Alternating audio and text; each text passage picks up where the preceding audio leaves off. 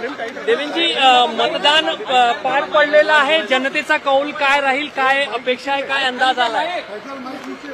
असं आहे की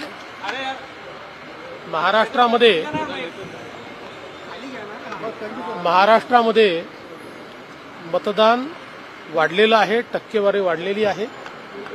आजपर्यंतचा अनुभव आहे की जेव्हा जेव्हा टक्केवारी वाढते त्याच भाजप आणि मित्र पक्षाला त्याचा फायदा होतो.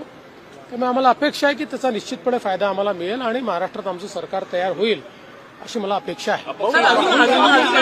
अजून आकडे आले नाही तरी असं दिसतं की महिलांची टक्केवारी जास्त वाढण्याची शक्यता आहे, असं प्राथमिक दृष्ट्या दिसतंय. कारण आम्ही पण आता बूथचे जे सर्टिफिकेट्स गोळा केलेले आहेत, तर मी जवळपास 25-30 मतदारसंघांमध्ये फोनवर बोललो, तर त्यांचे प्राथमिक फीडबॅक आहे की महिलांची टक्केवारी वाढली आहे.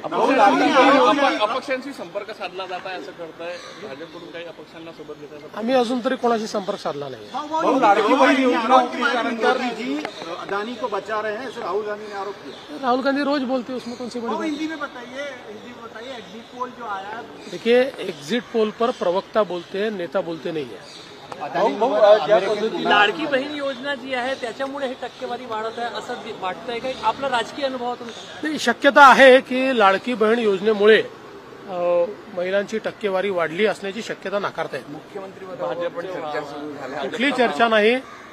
आता परवा रिझल्ट आल्यानंतर आम्ही तिन्ही पक्ष एकत्रित बसू आणि चांगला निर्णय करू. पदाधिकाऱ्यांच्या भावना आहे भाजपचा मुख्यमंत्री व्हावा. झालं ते किती वेळा तेच ते विचाराल. काय अजून टक्केवारी वाढलेली आहे, याला तुमच्या दृष्टीने कुठल्या गोष्टी कारणीभूत असायला पाहिजे?